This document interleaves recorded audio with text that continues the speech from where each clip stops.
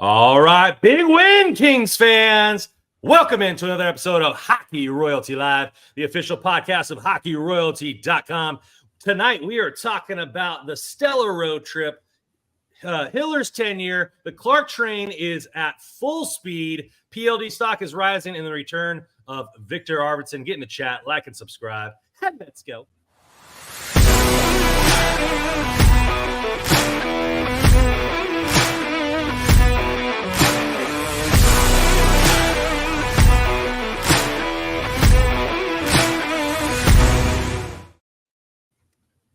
I almost said killer tenure, but it has been a killer tenure so far for Jim Hiller, and we'll get into that. But before we start going down the line, thank you guys for being in the chat. 601 right there. CJ, first one in here. People pay to watch me play Jack Hughes to Victor Arvidsson. I roll. Shank Master coming here. Let's go. Evening, y'all. What a great couple days. Go Kings, go. Sai right here. What a great couple games here. Never down and out. Reminded me of the comeback Kings of past. Love Hiller's ability to make game changes quickly. We will be talking about that. Great road trip, except Buffalo. Bill's already forgotten Buffalo. Buffalo's a distant memory. So now coming here with us up, y'all. Sup to my co-host here, Joe Russell. How you guys doing? Doing good. Yeah, fun weekend of hockey. I mean, I don't know if you guys did, but I tuned into both the Stadium Series games. Last night's game wasn't as, I guess, exciting in terms of finish, but the game today, it's kind of watching a little bit of the end of the Rangers Islanders game as the Kings game was going on, and that was a crazy finish. But I mean, and when couple that with the two Kings games, man, fun weekend of hockey. How you doing, Joe? Good. Yeah, unfortunately, I didn't catch either of the stadium games. Unfortunately, it was a busy day, busy weekend at the house here locally. Then today, tried to get to the Rochester game with my older son. We watched a little bit of Brent Clark's brother with Utica and the Devils farm system. So that was a good time. But no, I mean, shoot, that's a hell of a way to bounce back for the Kings after the shellacking in Buffalo, to bounce back the way they did against, two good teams and certainly not a bad Penguins team, but it's that's a good way to end it. That's for sure. Good way to end it. Randon, how you doing? Good. Yeah. Birthday weekend. Thank you guys for the stick taps on Twitter. Appreciate that. Was a little sick on the actual day, but, rebounded. Been drinking Pedialyte nonstop to get the electrolytes back in me. But overall, it's been good. A couple of good gifts. And, went to a steakhouse dinner last night. Went to some barbecue today. They have this barbecue spot by my house has burnt end pancakes, and they make out of the tallow. They make some like cream that goes on top of pancakes, and they have maple syrup. It's to die for. So interesting. Some hardcore barbecue brunch going out here in Fort Worth. So I like it. That's great. Okay. So let's get into it. First off, we win against Penguins tonight. Jaromir Jagr getting his number retired. Well justified. Everybody wearing the mullets, which I thought was kind of cool. But great game. Juice gets back off the schneid with 2 goals tonight. One, just throwing it on net. Good things happen when you throw it on net, and a little shorty there. So let's get into the game tonight, obviously, and it's a part of Hiller's tenure, so we'll kind of fade that in there. The game tonight, what did you guys think about the Kings? Obviously, fourth game in 6 nights, back-to-back. So all the reason the Kings could have lost this game, and they pull out the W. Yeah, out of all the games on the road trip, this one was the one where I don't know who I was talking to, but after the emotional kind of way they ended the game in Boston, to go into Pittsburgh where, like you said, they're retiring Jaromir Jagr's number. It's going to be an emotional night for them. You knew they were going to be amped up for it. And it kind of felt like a sleepy game for it too. But I was like, if they ended up losing, they go 2-2 in the trip, that's fine. Cool. They end up pulling it out. I mean, I'm watching it, and it just felt like, man, the first period was so-so. Kings started off pretty well. Penalties kind of taken by Dubois.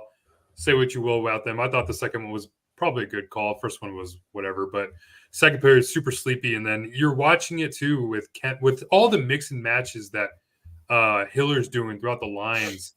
Man, you saw Moore on the top line. You saw Kaliev on the top line. Fiala back on with Danault and Arvidsson. Everything going on, and especially like Adrian Kempe too. The last few games, it just seemed like he had been I don't know, gripping his stick too much, if that's what you want to use, just struggling a bit. And there was one play that happened, I think it was the third period, where just trying to make a pass down low or try to throw it toward the net, and he just had a shot block, pass or shot blocked. And it seems like that has been happening so much with him lately. And I'm like, man, it seems like Juice has been struggling. And sure enough, yeah, like you said, Brandon just comes right on the ice and throws that clapper, bounces a couple times, beats Jari. And then his second goal is just sweet. Like, I mean, the play by Kopitar to set up that shorty for Kempe to scream down the wing like that, money pass. Kempe beats Jari 5-hole. Like Jim Fox says, tweeners. So excellent way to end it. Excellent way to end the road trip. Exciting. Yeah, I really like the Kings today. Like I remember at the end of the first period, you know, I know they were down, but I thought this is a really good road game on the second of a back-to-back, long road trip, but they played well. They're in the game. And again, I thought the second was good too. It honestly felt like there's going to be a goal coming here. You know, obviously as the game wears on, you're like, well, maybe is it just not their night or whatever. But I thought the Kings played a really, really good road game, especially under the circumstances of, like I said, the long trip, the second of a back-to-back. I thought this was an excellent performance from the Kings, to be honest with you. So really, really happy. To me, that's a really nice way. And you look at the way I mentioned the Buffalo game earlier, but their responses from each of the games following that have been outstanding. And I think, you know, I go back to, I think a lot of people are going to talk about these weekend games. And I get it. To me, it's the Jersey game. Like you get beat up, you fire the coach, you have a lengthy break, you have an emotional win against Edmonton, your rival, back at home in Hiller's first game, you get that win. Things maybe are trending upwards. You at least get a little bit of relief. You hit the road and then you lose 7-0. I mean, that could go a lot of different ways. But to show up and then win in New Jersey against a team who I know has been battling a lot themselves this year with injuries and whatnot, they're a little bit disappointing, but that's a really, really good roster and a really good hockey team.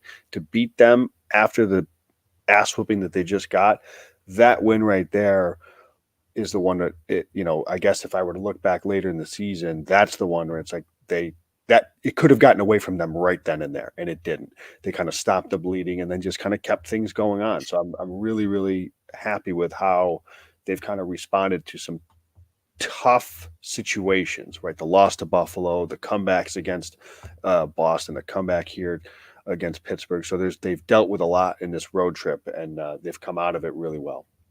And they're gonna continue to deal with a lot. I just looked at the schedule. They're gonna have 7 games in 10 days, like this road trip, and then the homestand. There's back-to-backs on. I mean, that's a lot of hockey. So they're gonna have some tribulations, and each game had a different. We had the overtime monkey on our back that we haven't won a game in overtime in a long time, or a shootout. And before we get into that, Nav coming in here with drinks on me, Brandon. Happy belated birthday! Thank you for the $10 there, buddy. I will spend it wisely. So I mean, getting in the Boston game, huge game for the young blood. Clarke train in full effect. So let's get to that game. Obviously, big goal for the kid, first NHL goal. And Russ, you were tweeting about it, so I'll let you talk about it. First rookie, this and this and that. What was the significance of this goal? And just you were on the live stream. How did that go about? Oh man, that live stream was fun. Yeah, first of all, thanks to everybody that tuned into that. Was a great time. Had a bunch of people in there, even some Oilers fans that were chirping me throughout. But it was a great time, and the way they ended it was excellent. Yeah, I mean that game overall, just it was resiliency, right? It was just the Kings just bouncing back, punches, trading back and forth. Big challenge by Hiller in the first period. I thought Kings maybe caught a break there, to be honest with you. I didn't see a lot there. Yeah. I understand, what do you think of that, Joe? Like, I see you're shaking your head. It's like, I understand maybe he clipped his skate and probably caused Riddick to be off balance a little bit. And even just that slight, infraction, I guess, would probably cause him to miss it. I think, first of all, I had the slightest idea. I think he corrected himself after the fact. Jackson, the referee there, the on ESPN's broadcast, said that he went in on his own. I mean, Mikey Anderson clearly pushed him into the crease. Like that was, I still have no idea what he was talking about. But it is on kind of DeBrusque to make his way out of there. I think he had time to do so. And listen, it's goalie interference. I don't think anybody really has a clue. So I thought that it was worth the challenge, if it was simultaneous where the shot's coming, Anderson pushes him into Riddick, then to me, it's a goal. Anderson is the one that did it.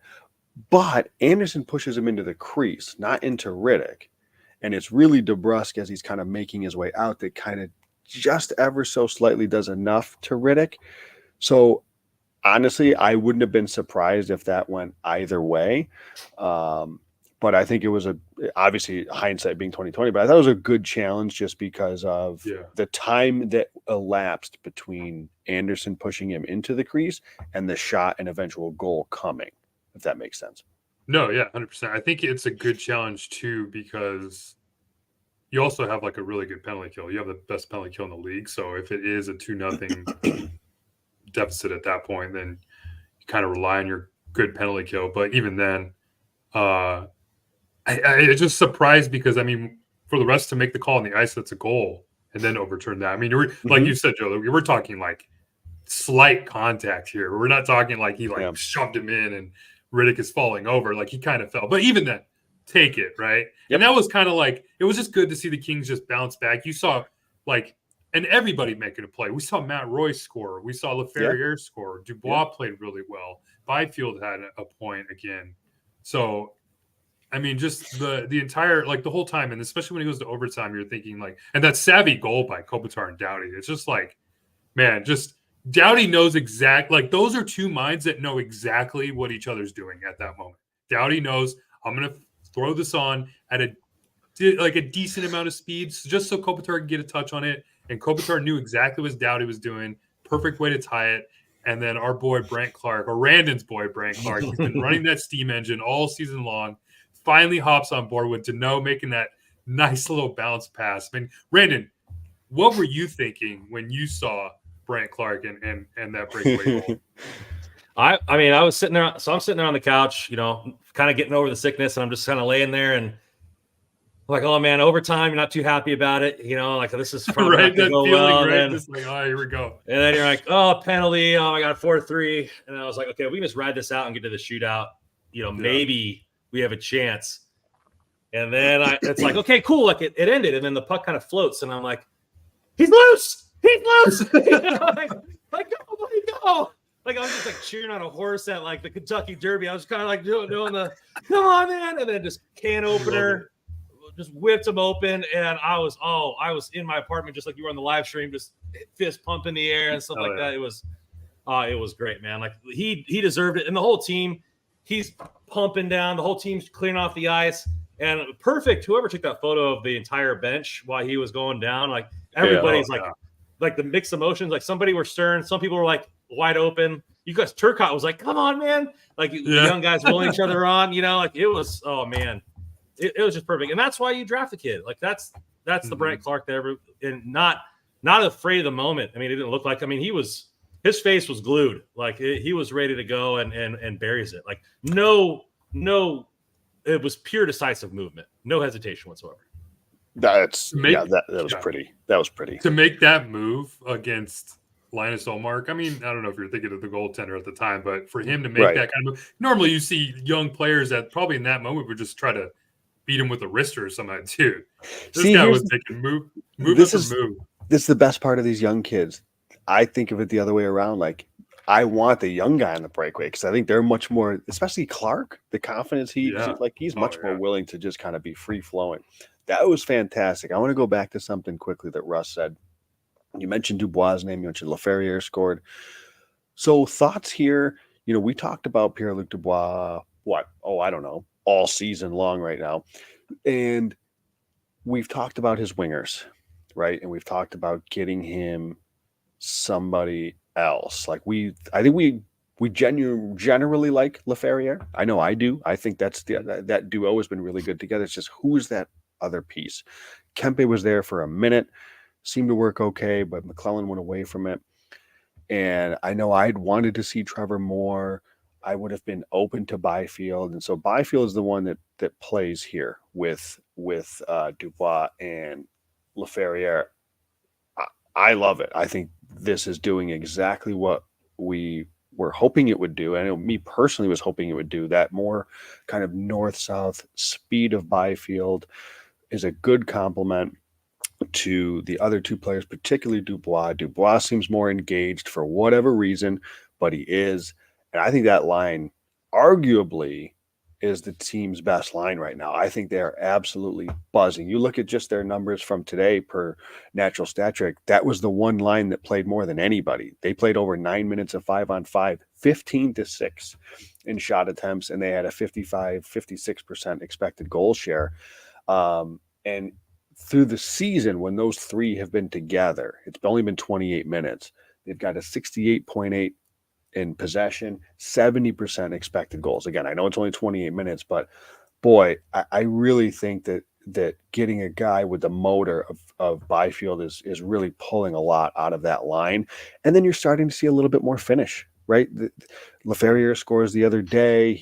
Dubois set up a goal. I think Gavrikov scored. It was Dubois that picked up the assist on that. So like, his guys are finishing. That was a big part of the problem with Dubois when it comes to his production, is he had nobody finishing. Go look at the shooting percentages of him on the ice. It was a constant theme all season. Like he needed to be more engaged, and I don't think we disputed that. But there was also a faction of people that were just blatantly ignoring all the good things that he was doing.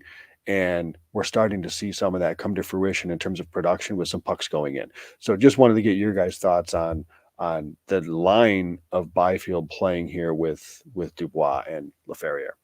I don't like that you cut Clarke's moment in the sun very short there, Joe. So I don't like that at all. Not one bit. So I like the new production, right? Before tonight's game, he was a point per game player in the small since Hiller has been there. So yeah, he's John, but it's 4 or 5 games. I'm not letting him off the hook yet. Sure, and he's playing better, and that's good. I do like. Also, I'll tell you what I do like. I do like the fact that sometimes he rotates Byfield up and puts Kempe down there. Sometimes it's Kempe up with Kopitar and Byfield down there.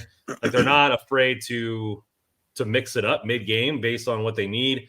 They were talking about it on the broadcast, like, hey, he doesn't want the top 3 lines sitting because like Fiala and Arvidsson don't play any penalty kill. So if they have a couple special teams, they want to get that line back out there, and he'll switch the wingers up just to get people out on the ice until things settle down, and then he'll rotate the lines the way they were intended. Which I don't know if T-Mac was doing that or not doing that, but it seems after the announcer said it seemed to be catching my eye more. And maybe that's the red car theory, when you don't see any red cars until somebody says, hey, look for red cars, right? But I think it's working, and I think the lines are shifting more, and I think Hiller is doing a good job at adjusting mid-game, even mid-period, to certain things with that. Yeah, I think the common denominator here we're talking about with who are the good lines going, it's Quentin Byfield. This guy. You're not wrong. Man. We have something special in LA. Like, I'll say that. Like this kid is it's you. I say it all the time. You just have to remind yourself he's 21 years old just by the way he presents himself, the way he talks, and the way he plays.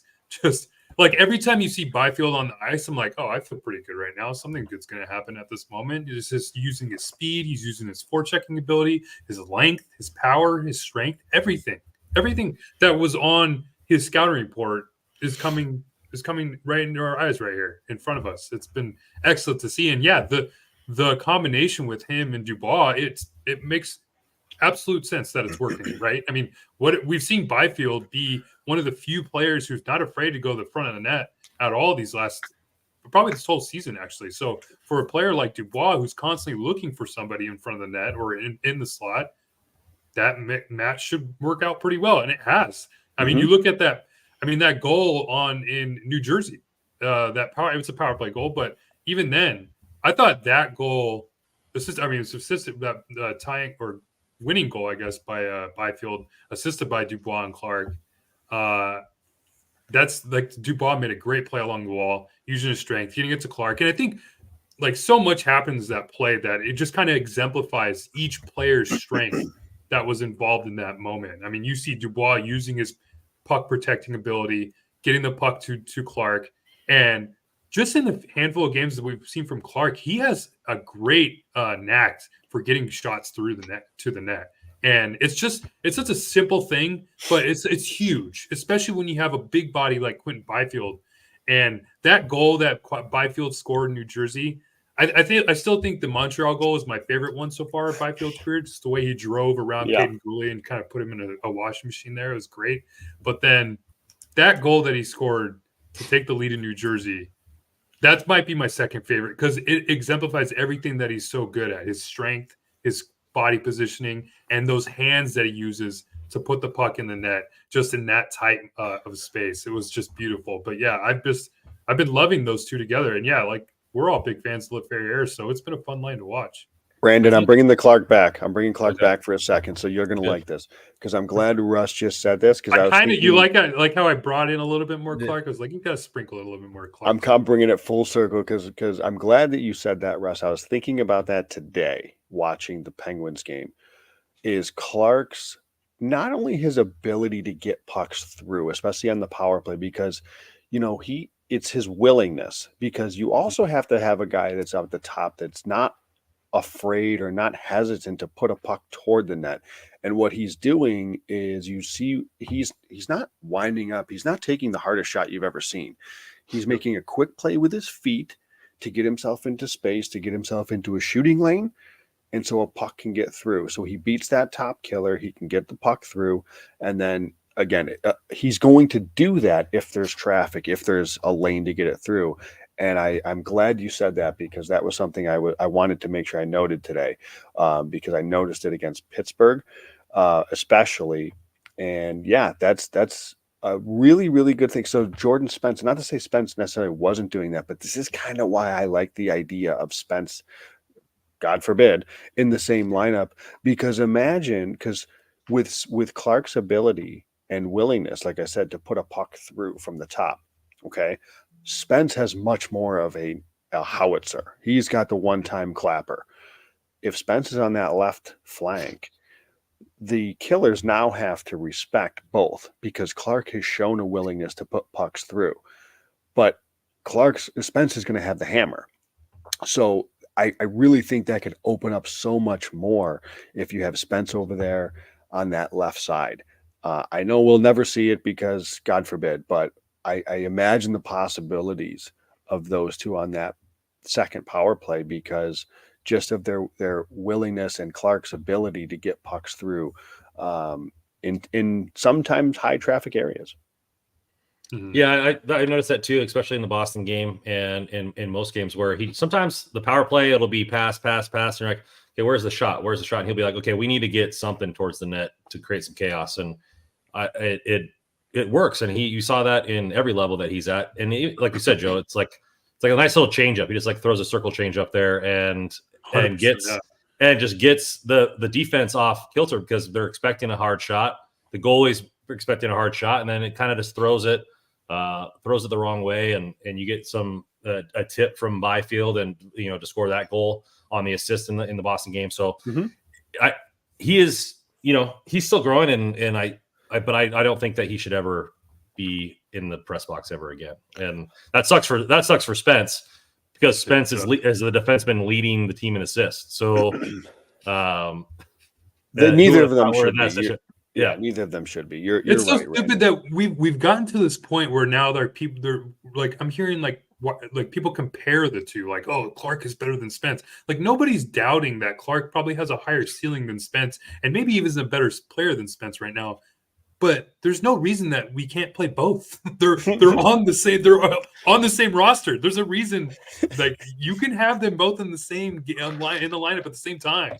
So it's dumb that it's come to this point because we've almost all kind of expected this change to just have this rotation just continue, which makes no sense. It makes no sense. I mean, you're talking. I can envision like Clarke quarterbacking the second power play unit, even if you want to take LeFerrier off it. I don't know who's on it now actually, but they moved Byfield to the second. Yeah, but if you can have Clarke on the top and you can have Spence that one-time option on the right side or on the left side as a righty, I mean.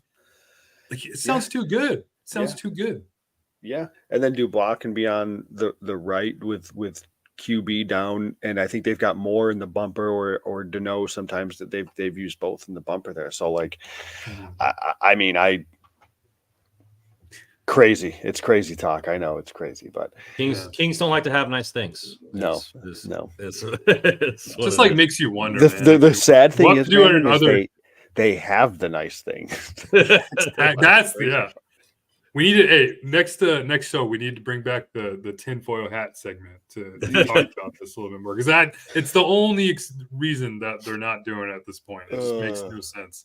What you mean, like this tinfoil hat question? Do we use Spence for trade bait? I've gotten to the point where I'm just so against it. Like I'm going to tell you right now, if they trade Spence because they need to play Andreas Englund. Guys, I got nothing. Now, again, riots in the streets with the caveats of like, because same thing with Roy. I'm not trading Roy either. Okay. Yeah. But unless you're bringing in a top 4 LD, like then you can sell me on it. It just depends what's coming in. Like, you know what I mean? So I'll put that caveat out there. But holy hell, if you're trading somebody with the caliber and the youth and the age and the contract and the team control of Jordan Spence, you better be getting a top 4D or a number 1 goalie. And then even then it'll hurt because then you still have to play Englund. So I can't believe you just said you know what I'm saying? Like, I can't believe you said you trade Spence for goalie. I can't believe that just came out of your mouth. There's one goalie that I would do it for, and that's UC Saros. And even then, okay. It's because you have his tattoo on your right thigh. You see him every day. So like that's it though. So if you're trading him for the sake of like. That's the thing. The Spence thing, I don't really buy. Like, I can buy more of a Roy trade because it opens up money. Spence doesn't open up any money, so you're just trading a really talented player for prospects. For what? So, unless again, he would have to be the centerpiece of a deal that brings in a top 4 lefty or like I said, a UC Saros. So, other than that, I am not on board with trading Jordan Spence. I'm sure as hell not on board with playing Andreas Englund over Jordan Spence, but this is the situation that we're in. So I think the question is very fair, though, that whoever it was, I apologize, that asked the question, because what conclusions could you be coming to other than maybe are we seeing a potential for a Roy or a Spence trade, as dumb as that is, given who they're choosing to play over him? But that's where we're at. So it's a fair question. Well, Joe, go with your tweet earlier today. About the zone exits, right? So the Kings have 3 players in the bottom 10 in zone exits, and 3 of the top guys in the league in zone exits are per 60 or something like that, were Clarke, Spence, and Rivara. So we have 3 in the bottom. The first one, so Michael Clifford at Slim Cliffy said that it's very worrisome to him that the Kings have 3 of the bottom 10 worst percentages in terms of failed exits. So guys that just simply don't get pucks out of the zone. And Andreas Englund is dead last in the NHL. Matt Roy is down there, and Mikey Anderson. We've talked about this. Like, we love what Mikey Anderson and Matt Roy can do. Neither of them are going to be confused with smooth puck movers and all that stuff. That doesn't sound to say that they can't do other things well, but half your decor can't get pucks out or haven't gotten pucks out at an effective rate. Then I was just poking around Natural Stat Trick.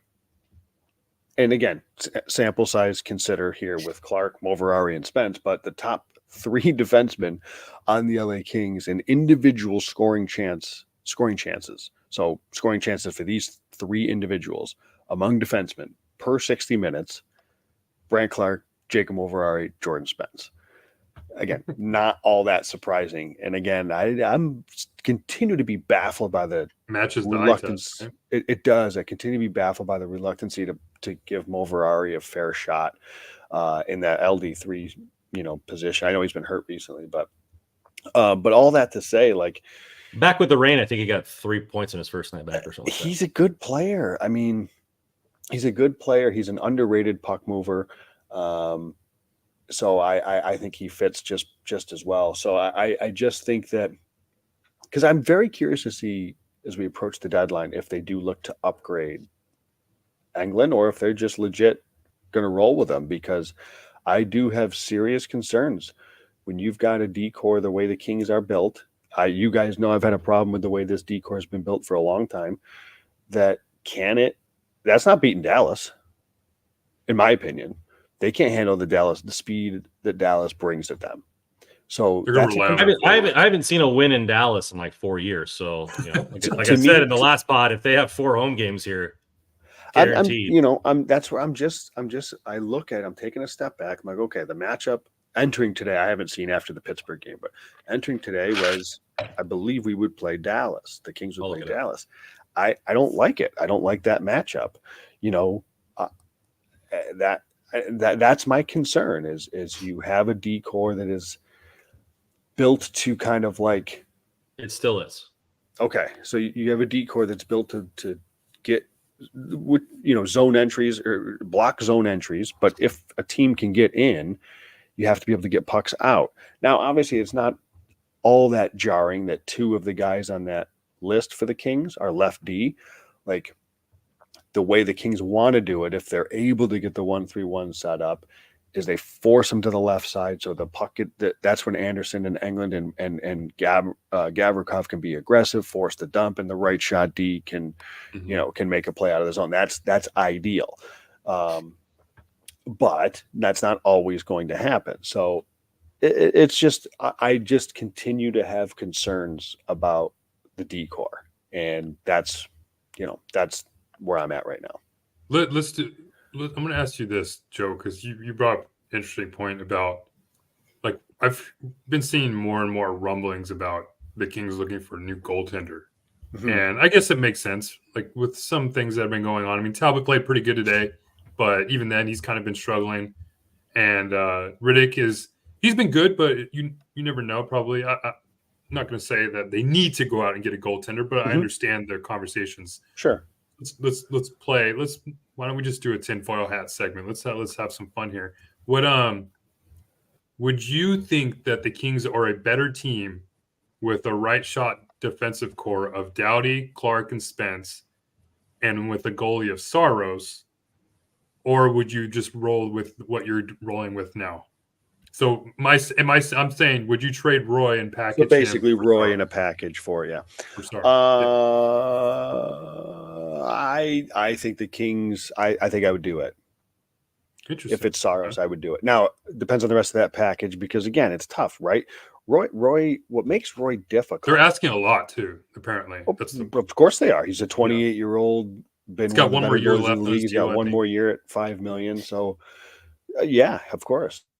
So you figure, what is the rest of that? Because Roy is a pending UFA in his late 20s, not an offensive defenseman, very, very like, you know what I mean? So I just don't know what he nets. Because Roy is one of those guys that you could see that's dealt from a team that's out of the playoffs going to a contender. That's not the Kings.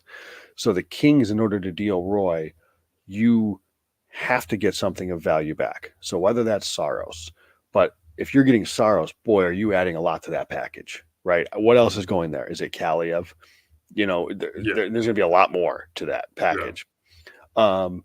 Whereas if you go Roy, you go for a defenseman, something like a Chikrin, we'll throw that name out there again.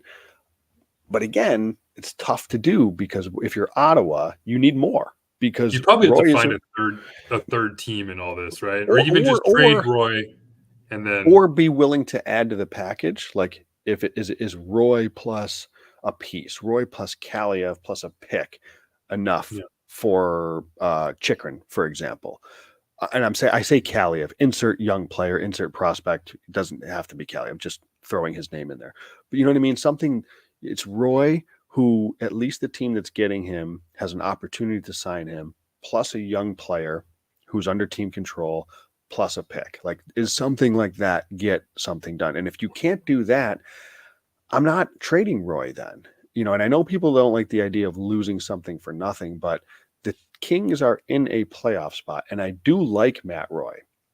So I'm not trading him on the same thing with Spence. Like I said earlier with Spence, like unless you're getting something of value, and to me, where the Kings, I think the Kings could use a top 4 defenseman.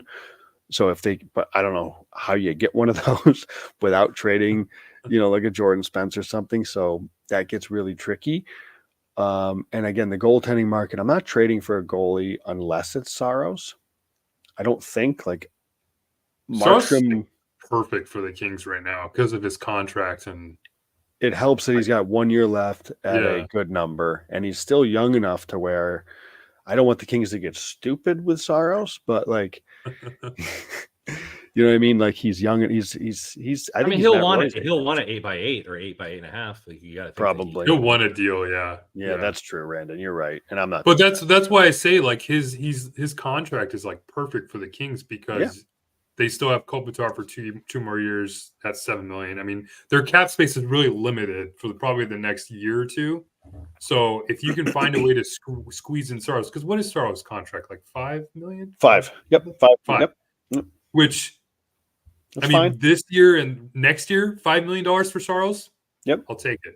I mean, especially when you have no goaltender signed for next year. But obviously, that means Roy's the one that's got to go. Yeah, exactly. Unless there's a surprise, right? Unless there's a surprise. I will say this though: I sense that all the talk of the goaltending stuff. I don't know.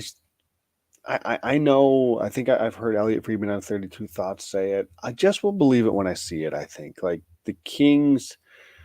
I don't know because I don't know what other goaltenders would be out there that would be worth spending assets for. Like if it's Saros, like hey, if you got an opportunity to get Saros, try to shoot your shot.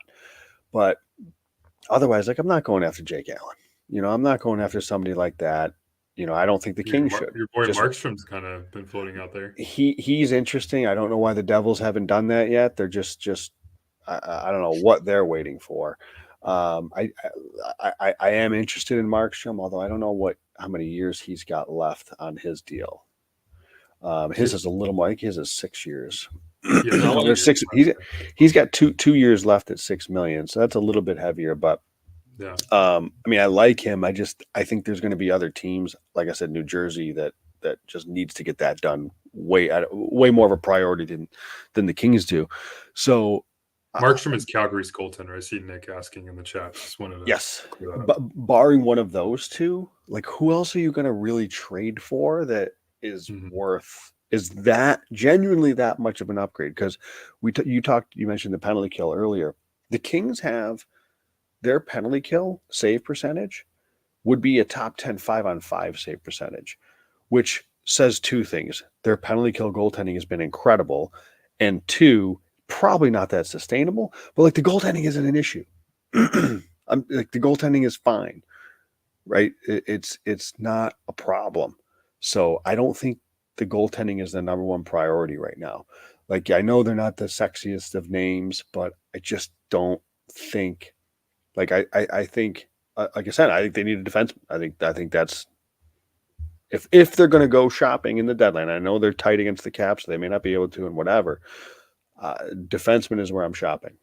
Yeah, if you can flip Roy somehow, like that's the thing. It's a hard trade because I think you mentioned it. He's a pending UFA, so most of the time when you're making trades and when teams are trying to upgrade the deadline, they're trading future assets for established talent. And now we're talking about trading established talent for established talent. So let me ask you guys: would you trade? Would a trade of Roy, Kaliev, and a pick, we'll say a second or maybe a conditional second, for it'd probably have to be a first, no? Maybe for Jacob Chikrin. Who says no? Chikrin. For Chikrin? I'm saying yes. I'm sorry. I'm saying for Chikrin. So if it's Roy, Kaliev, and a second. Who says no? Ottawa or Los Angeles? I think Ottawa says no. Yeah. Because they're looking for future. I think unless they can figure out a way to re-sign Roy, if they're talking like, okay, we can re-sign, because Ottawa needs a player like Matt Roy. They need like someone who would help out, like a Shabbat or Sanderson. But you're getting a future too in that deal in Kaliev and a pick, and you have the opportunity to perhaps sign Roy. And I don't think they're Kelly looking. Elliott's in I the don't press think. box. Like, what do you really have in him? Like, there's no I don't. videotape of him this year, really. I don't Like, think they're selling. I don't think Ottawa's selling. I think they're retooling. I don't think you're going to see they like can't them sell off. Now, that owner No, doesn't want to sell. Yeah. I don't think they should. I think they can retool, and I don't even think they should trade Chikrin. By the way, I think that's pretty stupid. But if they're going to, I'm going to listen. So I'm just again throwing stuff out there, and I don't know what other defensemen. I know we've talked about Byram in the past because Colorado may look at some other things. They're looking for a center and all that stuff. So again, this is the tinfoil hat segment. So just throw whatever at the wall and see what sticks. Speaking of throwing whatever the wall, that's how I like to gamble. And our sponsor here is DraftKings. So DraftKings here, bet anytime you want here with DraftKings. Just bet $5 on any single game and get $200 in bonus bets, like you did for the Super Bowl. DraftKings is your number one sports betting partner of the NHL. So DraftKings, download DraftKings Sportsbook app now and use code THPN. New customers can bet $5 and get $200 instantly in bonus bets. Only on DraftKings Sportsbook, the official sports betting partner of the NHL. With code THPN, the crown is yours. So you said tinfoil hat about getting a trade. What about an addition by subtraction? Is the team better if they just trade Roy for picks or prospects or whatever just to get his? You didn't even let me finish there, Joe. You're just nodding me off over there, man. But to get Clarke and Spence on the ice at the same time, right? And then you make a secondary move because now you have cap space, you have some futures, you have like a team like Nashville has no use for Matt Roy if they're going to sell off, right? So maybe it's a two-step process rather than a one-step process. No, I think I honestly think it's a valid conversation and a valid point. I mean, yeah, I mean, we're talking about we're hyping up Jordan Spence so much, and that's not. And so there's a reason for that. He's been really good this year, and Joe said he led the league. He's leading the team in assists and all that good stuff. So I feel like losing Roy for future assets and not getting anything that would impact the team now makes the team worse. I'll say that if you have to bring in Clarke and Spence on the right side, I think, and you lose Roy, I think it makes the team worse. I don't think it makes them like that much worse where it's going to be like not a playoff team or couldn't probably even make noise in the playoffs. But that's the thing right now for the Kings. I disagree. I think they're better with both of them on the ice. Oh, you think they're better? Okay. Well, I think they're slightly better with Matt Roy on the roster. And if they're trying to win right now, I think Roy gives you a better chance to do that on the roster. So that's my answer. Joe, I think I would lean to the Roy. In Randon's question about trading him for assets, trading Spence for assets. Not Spence, Roy. For assets. I'm sorry, Roy. Sorry, that's what I meant. I think the Kings would be. They're better in the way. They're better in the way that they are currently built. Because, again, you have Anderson, Gavrikov, and Englund. I think that Roy and Gavrikov have been a good. I know Roy has played a bit now more recently with Englund at times when Clarke's been in the lineup. I think Roy is a good defenseman. I think he helps the Kings. I think he's a stable defenseman. I appreciate the question. I think it's a very legitimate question. It's a shame that we have to have it because the organization is just choosing to make us have this conversation rather than just put Englund in the press box. But Randon, I think there's not like I just don't think it's a hockey trade unless the team that you're trading for is willing to make two moves. I think two moves have to happen. No team that's trading away a serviceable player is going to take Roy unless they're one going to extend him or two trade him away. Yeah. Like if Ottawa traded, if he's in this hypothetical for Chikrin, then Ottawa's just going to flip him for another player or for picks or for whatever. I mean, he's almost 30. Like if Ottawa is going to be contending.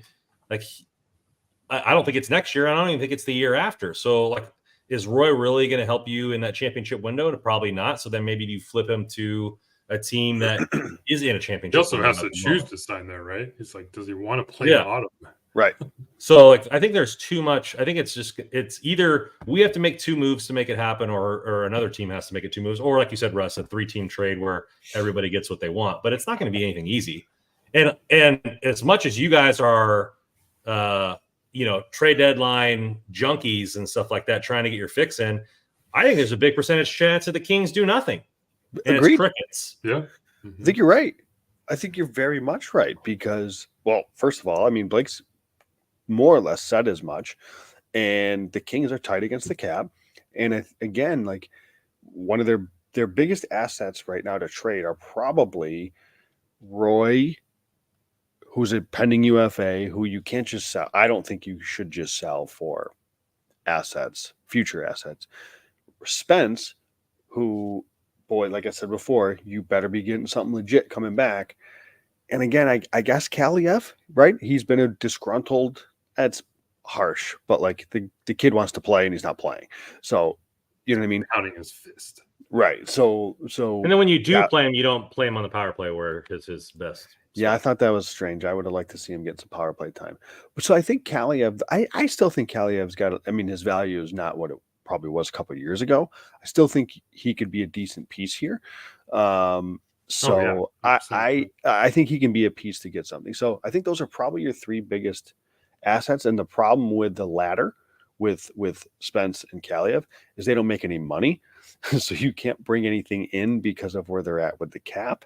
I haven't looked at cap friendly. I know they got some LTIRs right now, but I don't know that those will be a factor come trade deadline time. So I don't think you can bank on that. So I don't know. Not if you want to activate Lizotte too. Exactly. So I really don't think that they have the ability to. Well, what about my tweet the other day? Right, Getzel is on a team that's not winning. Penguins aren't doing anything. Right, so you acquire him, his LTIR money to get you through because it's a 6 to 8 week. Right, that puts you right up against it. Oh, he needs more time. Back, like right after the trade deadline. So I don't know. Or maybe I thought it was 4. I thought it was 6 to 8 weeks, but like mid-March, yeah. But then, he's had a setback, and then oh no, and whatever, and then all of a sudden, Mark Stone situation all over again. Yeah, like why not? Like get some, like I'm all for it. Yeah. If I was a team, and then you have $5 million LTIR money, that allows you to make another trade, still get whatever goal you want. Like let's just dump it all in. Let's Boston Tea Party this. F England, let's just pour it all into the ocean and into the season and go for it. Why not? I mean, I'm all for the LTIR playing around. I feel like the Kings are kind of doing that right now, actually, a little bit. With for sure. I feel like there's a little bit of that going on. Yeah. Especially to get Arvidsson back. Yeah, absolutely. But this thing, too, especially with Arvidsson back, and we have Lizotte who's going to come back soon. So, I mean, you kind of look at the forward lineup the way it is. And for as much as maybe we get disappointed at Trevor Lewis playing over some other younger players, I feel like they're pretty solid in a lot of positions. I mean, at least the top 9 is the best it's probably ever been all year. Probably the best it will be all year. So I like it, everything, the way they're figured out. They're trying. It seems like they're trying to figure out someone to play with Kopitar and Kempe. Nice segue there, Russ. We saw, there we go. We saw more there. We saw Fiala there. We saw Cali there. Like, there's a bunch of trying to. I mean, especially since once they took Byfield down to the 3rd line. But yeah, the top line with Arvidsson back now. Yep. I mean, the nice line has been humming. I know Fiala played there a little bit more today, but even then, like, I mean, we talked a little bit about Victor Arvidsson's return and tried to hype him up a little bit. I don't know if we hyped him up enough, to be honest with you, because not alone, but his impact. Individually in the roster and in the lineup, especially his first game in New Jersey, he looked incredible. Looked like he was shot out of a cannon, just going after Jack Hughes. It was great to have him around. But the way he's able to not only affect his line mates, but just affect the rest of the lineup now. I mean, we're talking about Byfield playing with Dubois, and we've never had the chance to have that conversation because of you're missing a top 9 forward there. And now that you have that, I mean, Jim Hiller's got a lot of new toys he can play with right now. But I mean, Victor Arvidsson's just kind of single him out a little bit. I mean, dude, he's looked so good, so fresh. Just the energy, everything we've been kind of noticed with Victor Arvidsson since he's been a King has been laid out on the ice each game so far. And I think there's one thing that I forgot myself. I don't know if anyone else had thought about it. But I mean, we're talking about a player who's also going to be a pending unrestricted free agent in the offseason. So he's playing for a new contract. He's playing that. He's got to show the rest of the league that he's not some player who's going to be hampered by back surgeries each season. He's got to show the league that, hey, I can still be a $4, $5, $6 million forward in the league. So we're going to get a motivated Victor Arvidsson looking for a new contract like at that too. For sure. Is that something that you're? And I know we're not in the off season yet, but is that something that you're willing to do? Is re-sign the 30-plus-year-old Victor Arvidsson, or you kind of? I mean, if I'm the Kings, I'm not. If I'm the Kings, I'm not. I mean, it kind of seems like the way that the roster is kind of figured out right now, unless they figure it out and kind of can squeeze Arvidsson in there, I would expect Roy to be gone, and I would expect Arvidsson to be gone, just because I expect them to get new deals. At least Roy get a hefty new deal, and most likely Arvidsson, just the way the salary cap is going. So, I mean, I'm totally cool with it. Just like if they both want to walk in the offseason, it is what it is. And you got some young forwards that probably could take their place, but hey, I'll take a motivated. Demo, Turcotte, Alex, Akil Thomas, Chromiak. I mean, I know they're not going to be playing at Victor Arvidsson's level right now, but I mean, you have to eventually give some of these guys a shot. Depending on how Arvidsson's season ends, I wouldn't be surprised to see him take like a 1-year prove-it deal or a 2-year deal, I guess. I'm sure he's going to want more. I just don't know who gives him a lot more as he's going to be entering his age 31 season. Like, who's handing him a 5-6 year deal? Like, if the Kings could get him on like a 1 or 2 year deal, I can see that. I'm open to it, but I'm not expecting it because there's probably going to be somebody. Real quick, has he ever won? Has he won? What's the finals in Nashville? He lost. Yeah, they lost it. Yeah, they lost in the Cup final to. So maybe Pittsburgh, that. I mean, or Western Conference final, maybe. No, they went to the final to Pittsburgh. Pittsburgh. Yeah, they beat San Jose in the Western Conference Finals, I believe, and then they lost to Pittsburgh. So I mean, that's a person that's over 30 in sports. I mean, trophy jumping or hopping or whatever you want to call it, or hunting. That can. It just depends, because if he ends the season really strong, has a good playoff, like, then he's going to get a multi-year deal and at 5 per. And let somebody do that. That's perfectly fine. Real quick, I want to touch on something that Shankmaster said earlier. We've got a 42% like to view ratio, so let's up that a little bit. Hit the like button, as Shankmaster mentioned.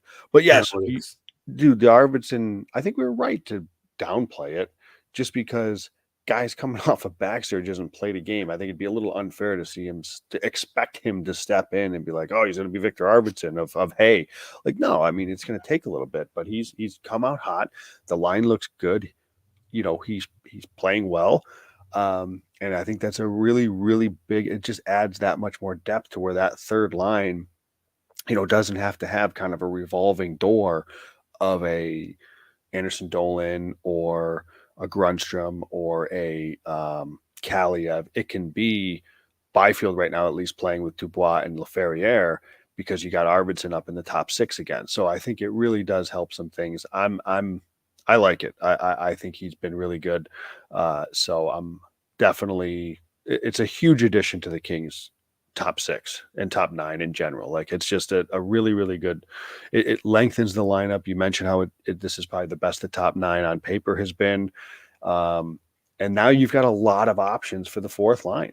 Really. I mean, you can kind of mix and match. It's a similar conversation with Englund. It's kind of sad that the one guy that should be mixed and matched and in and out of lineup isn't, but again, here we are. We can't have nice things, but they have options now for that fourth line, which is great. And credit to Turcotte too, by the way. I think he's playing some pretty good hockey. Today he seemed to get the short end of the stick with some ice time today, but up until that's happened twice so far, and that was going to be my question. It's happened twice so far, and Hiller's been saying, hey, like, special teams was the effect of that. Mm-hmm. I don't understand why they don't put him on penalty kill. Like, he decent on the faceoff dot. He's a scrappy player. Like, Lizotte has penalty kill time. Like, seems like that would be a way to get him some ice time, but we got too many penalties, and it kind of just shortchanged him. And like, it's been noticeable. Like, it's not like a halfway. It's like, oh, he didn't play almost the entire second period, and then we're only down by 1 goal, so now we're going to shorten the bench, and like it doesn't seem like it's it's a medium knob turn. It's on or off. You know, you look at face-offs probably has something to do with him not on the penalty kill. Yeah, I don't know what his face off, Russ. I don't know if you know offhand what he's at in the dot, but you look at these last 1, 2, 3, 4, 5, 6, even 7 games, 8 games.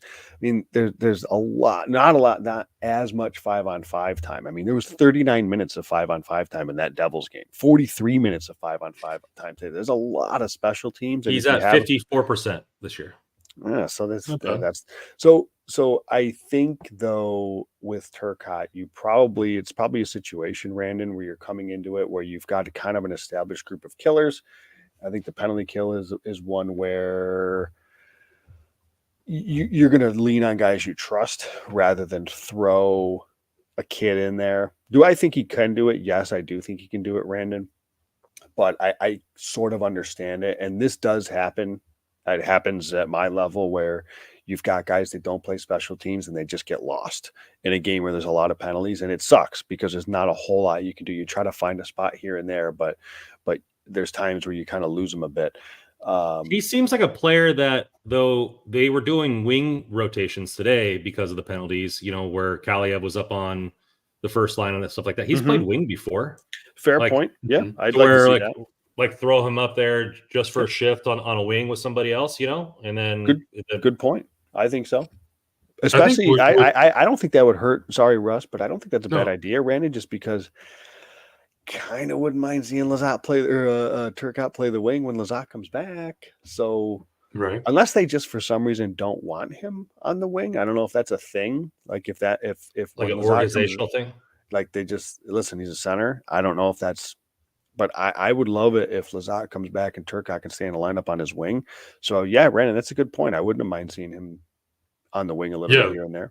Lewis with Lizotte and Turcotte doesn't sound bad. I mean, we're saying that just because we don't expect him to pull Lewis out of the lineup. Right. But if you have a choice between Anderson Dolan, Turcotte, Grundstrom, Kaliev on the other side, it's Turcotte. Probably lean to Turcotte. Anderson Dolan's been okay. I'm a John guy. You guys know that. Yeah. But I think Turcotte I'd probably choose over that. I think with Turcotte, I'm just kind of glad that he's playing, to be honest with you. We're seeing him healthy, which is good. I don't think expectations obviously weren't that high for Turcotte this year.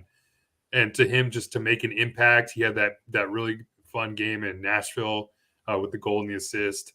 So I think I don't want to say if that's like his only big moment of the regular season, that's like I'm cool with it. But even then, like that's what we've been saying with Turcotte this year. It's just like as long as he's playing and healthy, that's great. Yep. Hey, if he wants to, if they want to send him back down to the AHL after this, and once Lizotte comes back and go with the rotation on the other wing, it is what it is. But then you come back next year, you have an experienced Turcotte who's got NHL games under his belt, and if let's say Lizotte doesn't re-sign and he ends up walking, then you have a fourth line center that can probably fit in. But yeah, I mean, just kind of he needs more than 7 minutes of ice time. Yeah, it's just tough right now. The thing with Hiller is he rolls with the guys that he feels like are rolling and the best time in the game. Like he said, it's so weird. He said that his first question about Dubois was, I don't know if you guys remember, when he talked about Dubois, he said if Dubois has a good night, then he's going to continue to play. And he kind of mentioned too right after that, if someone else is having a good night, then they're going to play. And we're kind of seeing that, right? We're seeing like the 2 games with Byfield, the game against New Jersey, and I believe the game against Buffalo. There's only been 3 times in Byfield's career where he's played over 19 minutes. Those were 2 of the games. So we're seeing Hiller just play the guys that are playing well that night. And we didn't really see Dubois too much today because he was having somewhat an off night. But even though their line plays the most because you got Byfield on their side. So, I mean, I like these rotations that Hiller's rolling with. We're seeing him just not be afraid to just break up lines and throw out a mix. I think after a penalty kill, we saw Fiala with Arvidsson, and I think Clarke was on the ice too at the same time. And man, those 3 together on the ice bring some electricity. So, I mean, I'm excited to see what Hiller kind of concocts going forward here, especially once you get a player like Lizotte back in the lineup. Yeah, and not afraid to play because he had a good game, and then he put Byfield out on 3-on-3. You know, so we've been asking for that.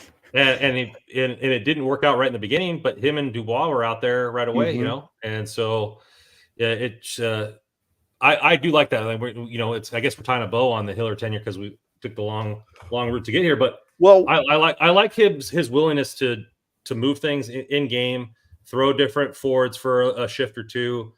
He seems to be able to get a good pulse of how the team's playing, and you get rewarded ice time based on, and that's what my tweet was when he first saying like, hey, I'll give you ice time based on how you're playing, and then the line that where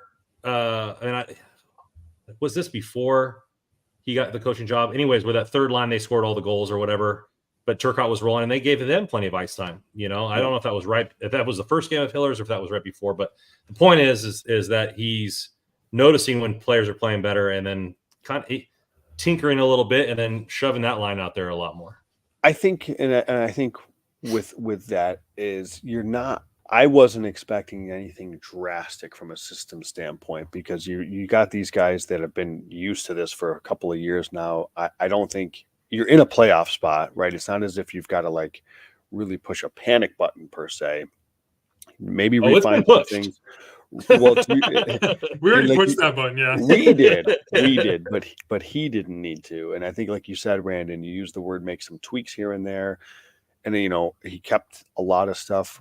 Roster-wise has been kind of the same, but now we're slowly starting to see, because I think he's going to take a couple of games to get his feet wet, get a good foundation under him, how he's seeing things from his new position, and we're starting to see him throw some things out there, in part to maybe get something going, in part because guys are playing well and he wants to get him more ice time, in part because he's probably kind of just trying to figure out what is going to work. And I think we'll continue to see little tweaks like that, Brandon. Again, I don't know that there's going to be anything drastic, but I think the team has played really well under him overall. I mean, it's been 5 games. They're 4-1. The first 2, I know they beat Edmonton, but the first 2 weren't great. I'll take the win with Edmonton as being a good win, but I didn't love the process. But the last 3 I thought have been pretty good games against good road teams. So I think it's been good, and we'll see how the next. I know Randy, you said they got a tough stretch coming up here, so we'll see how that goes. A lot of games, but we should have 6 points at home. They're playing Columbus, Nashville, and then the Ducks. Oh, okay. So, yeah, well, you look at Tankathon, but then they go on the road. They go on the road after that, and then they play Edmonton, Calgary, and Vancouver 3 games in 4 nights. So yeah, you look at Tankathon. I don't know if you guys ever go to tankathon.com. They have the easiest strength of schedule, or the second easiest strength of schedule for the rest of the year. So doesn't hurt. Yeah, I mean, it should be. There's a lot of winnable games coming up for the Kings, and like Brandon said, these next 3 at home should be wins. So, I mean, I say that with a lot of regret, probably, since we've seen how they play. You said that with a question mark, is what you said. Those games I'm Ron Burgundy. Yeah. But I don't know. I guess one more thing I wanted to talk about too is the response from Kopitar after the Buffalo game. I mean, goes -6 in Buffalo, and you see people like talking about we need to sit him and pull him down to the third line, which, I mean, I probably got caught lost in that too, which maybe just talk about more about if you want to give other people more minutes, which is totally fine with me. But, I mean, his response, last 3 games, 2 goals and an assist +2. That pass looked today. Really good tonight. Oh, man, he looks great tonight. The last couple of games has looked excellent. So, I mean, for him to respond after that Buffalo game, I'm sure it was kind of weighing on him a little bit. Never had probably his worst performance of his career in terms of plus-minus. So, he's looked pretty good. I don't know if you listened to 32 Thoughts, but Elliot Friedman said that Kopitar being -6 was a conversation like around the league, in like other locker rooms, at pregame skates. Like, is that true? Kopitar was like, that's how highly respected he is. I don't know if it was Friedman, if it was Merrick, but either way, it was mentioned on that pod. Like, it was a topic of conversation amongst other players around the league and their morning skates or whatever, pre-games, whatever. That just kind of speaks to the, how much respect Kopitar has around the league. Yeah, and I like Holden 92's comment too that his -6 was kind of overblown because it was overblown. Players around it really was. Yeah. I mean, some of the other giveaways, Dowdy's giveaway was horrible. Mikey had a bad game. That pair had a bad game. So yeah, but yeah, it's good to see him respond the way was he it has. overblown? We got shellacked. Yeah, but I think No, it's his overblown individual in, like, performance was overblown. Like yes, his -6, but the team, it was pathetic. I don't know. I mean, he's been bad. I mean, and outside a couple games, he's been bad. He hasn't been. I mean, whether that's injury, whether that's whatever before the break or whatever, he wasn't playing good. And he wasn't. So I fully agree. So I mean, I think the fact that I brought this up last season in the tinfoil hat segments that we were having. Like, is the downfall of Kopitar ever going to happen? And when it does happen, are we going to be caught with our pants down of like we don't have a number 1 seed? Right, because Dano's not that guy. PLD hasn't been playing that way, and at that time we were talking, we didn't even have PLD. Velarde was there, like he's not a center. Like, are we going to be caught with our pants down and not have anybody to lead this team? We saw that a little bit this year. Whether that's injury or not, he wasn't playing. He played. It's probably his worst hockey that I've seen over a month stretch. So,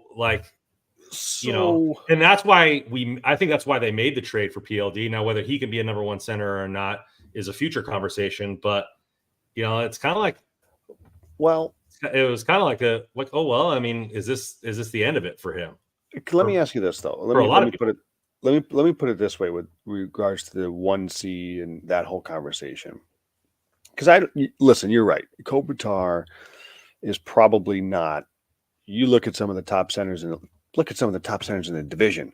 He's not quite at that level. Okay, let's be fair. But I don't think the Kings, I said not that they don't care about that. The Kings are looking at it, in my opinion, with the addition of Dubois, the Kings aren't going to beat you with upper echelon talent. The goal for the Kings is to beat you with the depth. That's down the middle. That's on the back end. That's what they're looking at. So I think the Kings are looking at it as we may not have a 1C, but we got 3 2Cs, right? So they're looking at it because the one thing the Kings, I think, do lack when compared to a lot of other teams, and especially cup contending teams, is they don't have stars, like legit game-breaking stars. But I think they're built in a way that's going to try to beat you with depth. I don't know how well that's going to work, but so you're not wrong, Randon. I think the fact that Kopitar is probably a back end 1C at this stage of his career, but I think the Kings understand that, and that's why they went and got Dubois. Is the fact that we may not have a 1C right now, but we've got, like I said, 3 2Cs, and they're going to try to beat you with the depth rather than the upper part of a lineup. So, again, we just talked about how Quentin Byfield's on the third line with Dubois. There's not a lot of third lines in the league that can come at you with that. So that's how the Kings are going about this. That's not to say like dispute per se, Randon. It's just, I think that's how they're looking at this. Yeah. I was listening to the Penguins. I was listening to the Penguins broadcast today, and they talked about like, they're mentioning all these names that are on the Kings. They're like, man, this team is just loaded with talent. And it's not high end talent, but there's a lot of good. They've got like 3 second lines. They've got like exactly, which is totally fine. Yeah. Or 3 back end first lines. If you like, not great first lines, but like, you know what I mean? Like, I think there's 2 ways. I think there's 2 things that also could be true, right? Kopitar's in the back end of his career, he's not as good as he was in his prime. Sure. But you look at like other teams are not without fault, especially with high end players, right? You look at Edmonton when the McDavid Draisaitl line isn't going, like that team is horrible. Like they can't, because they don't have the depth to compete, right? And then you see them in the playoff game in some third periods when the game is tied, they'll roll 2 lines. And McDavid's playing 30 minutes.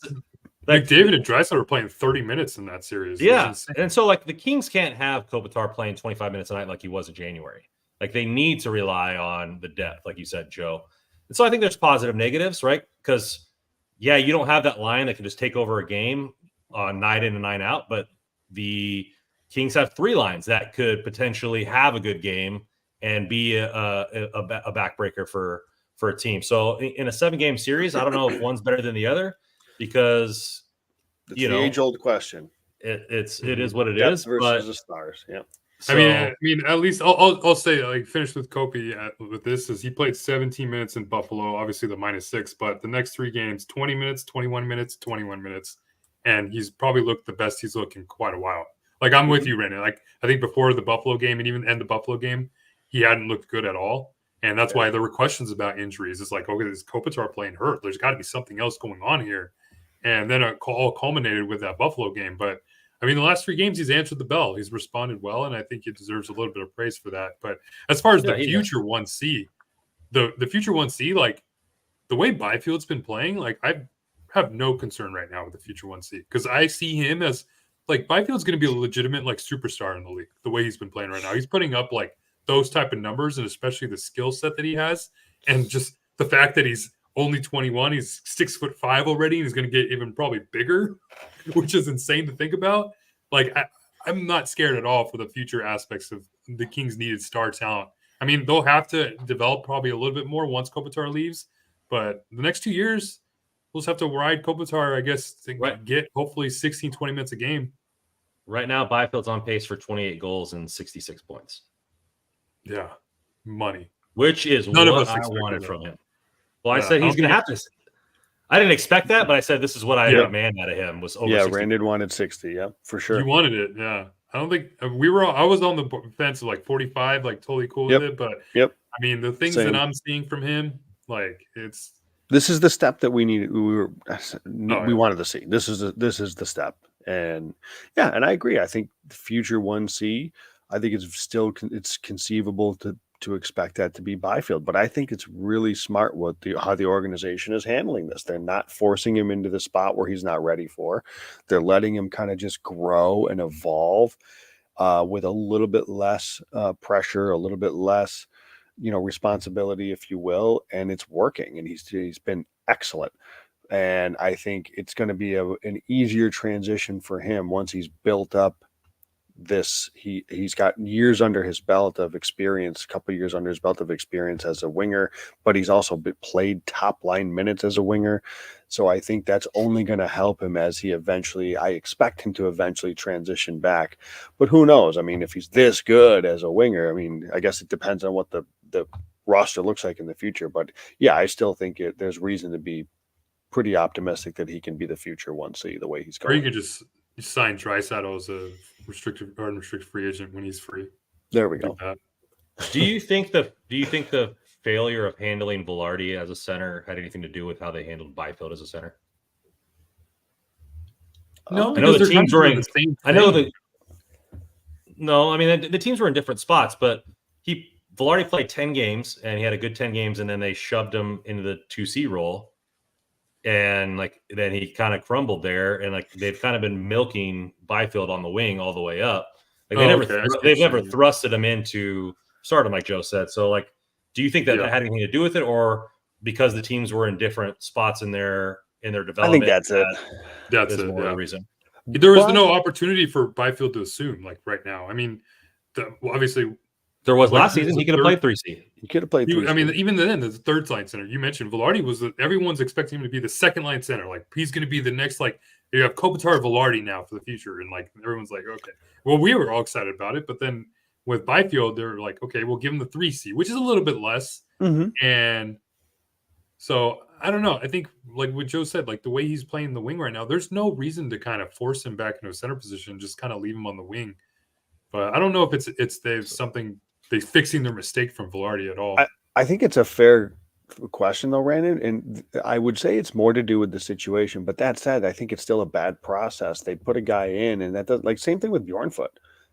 They threw him in. You wonder what Bjornfoot's development, what his progress would have been if he just was in Ontario, or at least playing lower minutes. He was playing with Doughty, right, early in his career. That's a lot to ask, and I think that maybe some of these guys you could make the case for as rushed, and then obviously Velarde had so many injuries to deal with too. But I think of Bjornfoot and Velarde in that, frankly, Brandon. So it's a reasonable question. So I want to ask you guys this is, I'll start with you, Brandon. You go long-term, 8-year, what, $7.5 million deal for Byfield, or you sign him to a 3-year bridge? He's thinking. 8-year deal. I would do it. I mean, but I think the 8-year deal is better for Byfield and how he looks at it. The bridge deal is better for the team to win a cup. So, like, what's the ultimate goal? Okay. Like, because you have to make room for other players to fill in. Like, if you're losing Arvidsson, you're losing Roy. Like, okay, yeah, now he's making essentially almost league minimum now. That $7 million goes directly to Byfield. The team's in the same cap constraint that they are in, right? So, how much it goes up, I don't know, but like, yeah, you make the argument that, okay, yeah, you're getting a better deal for Byfield because then he could potentially be a $12 million center in 3 years, but the team is less likely to win a Stanley Cup because you don't have other money for other assets. And who knows what the cap is going to go up? I forget what it is, but like $5 million helps gets $2 million for another player, right? And you're going to be losing 2 most likely. So it sucks. Like, you have to pick the team over a player or longevity, but I think that both have their positives and both have their downfalls for the team. What do you think, Joe? Same question. Yeah, 8-year deal. If you get an 8-year at 7.5, I mean, you're talking about a guy you just said is at 21 years old, is on pace for 66 points. He's having a breakout season right now. So all things being equal, playing like 15 minutes a night, he's going to continue. Hopefully, we talk about prospect growth, and that stuff's not always linear. But if he's going to continue on this trajectory, 7.5, that's a steal. So because that'll be double digits, especially if he moves back to a center position. Give me the 8-year deal. Are you an RFA until you're what, like 27, 26? Or 26 years in the league? 25, I believe. I think it's 26, isn't it? Or unless it's like 7 years in the years league. Of experience too, yeah. So it could be 25, maybe, Russ, if you started in the league pretty much year 1. Yeah. But then there's a benefit there for both players, right? If he does a 5-year deal and right before he's a UFA, then you sign him to that long contract. Then I wouldn't be surprised if, like, we wake up tomorrow morning and the Kings announce some long-term deal with Byfield.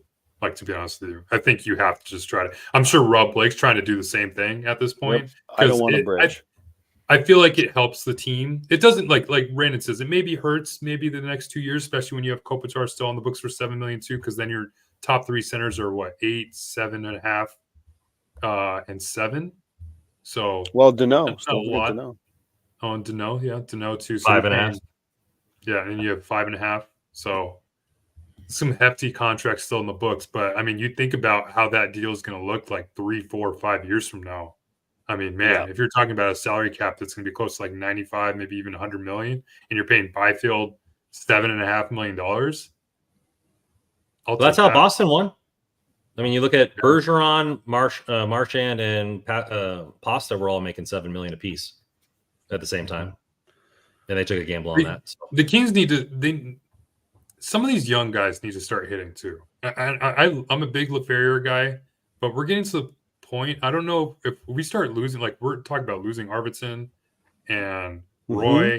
I mean, like some of these prospects we're going to need soon. We're going to probably need more out of Turcotte. And this is all not now, but soon we're going to need more out of Turcotte. I mean, Hellenius, we'll have to bring Kyle Garcia on here more to talk about the Reign a bit more. But yeah, we'll start to see some of these. Need that prospect pool to start churning some talent. 100%. Well, it's a team thing. So yeah, go ahead, Joe. Guy is performing on cheap deals.